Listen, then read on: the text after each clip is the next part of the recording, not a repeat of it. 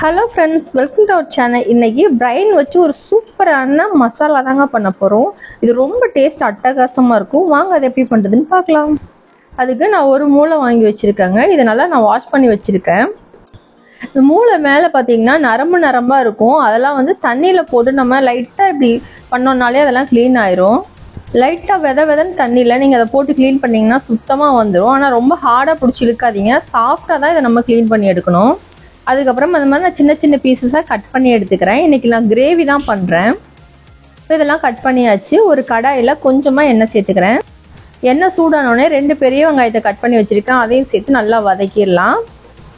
இதில் 2 தக்காளியும் கட் பண்ணி சேர்த்து நல்லா வதக்கி விட்டுக்கலாம். வெங்காயம் தக்காளி வதங்குறதுக்காக கொஞ்சமாக உப்பு சேர்த்துடலாம். நீங்கள் உப்பு சேர்த்து வதங்கும் போது வெங்காயம் தக்காளி சீக்கிரமாகவே வதங்கிடும். இது கூட ஒரு பச்சை மிளகாய் சேர்த்துக்கிறேன். பச்சை மிளகாய் நல்லா பழுத்துருச்சு, இருந்தாலும் நான் ஒரு பச்சை மிளகாய் சேர்த்துருக்கேன். ஒரு அரை டீஸ்பூன் இஞ்சி பூண்டு பேஸ்ட்டும் சேர்த்து நல்லா தக்காளி குலைவாக வதக்கி எடுத்துடலாம். இந்த ஸ்டேஜில் நம்ம க்ளீன் பண்ணி வச்சுருக்க மூளையும் உள்ளே சேர்த்துட்டு நல்லா பொறுமையாக மிக்ஸ் பண்ணி விடணும். இது மாதிரி பொறுமையாக கலந்து விட்டுக்கோங்க. இப்போ இதில் நம்ம மசாலா பொருளெல்லாம் சேர்த்துடலாம்.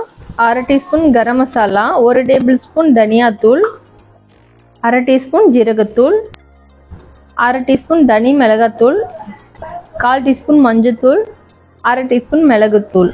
இதுக்கு தேவையான அளவுக்கு உப்பு சேர்த்துக்கலாம்.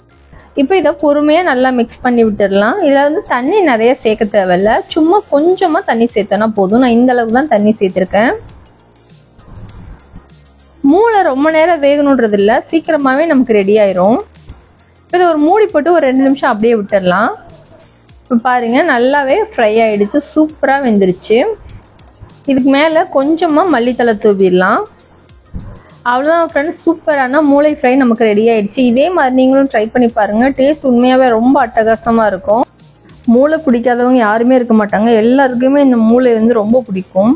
அதுவும் வாயில் வச்சோடனே கரைஞ்சி போயிடும். அது இந்த மாதிரி நீங்கள் ட்ரை பண்ணி பாருங்கள். உங்கள் வீட்டில் எல்லாருமே உங்களை ரொம்ப பாராட்டுவாங்க. இந்த வீடியோ பிடிச்சிருந்தா நம்ம சேனலை சப்ஸ்கிரைப் பண்ணி சப்போர்ட் பண்ணுங்கள் ஃப்ரெண்ட்ஸ். தேங்க்யூ.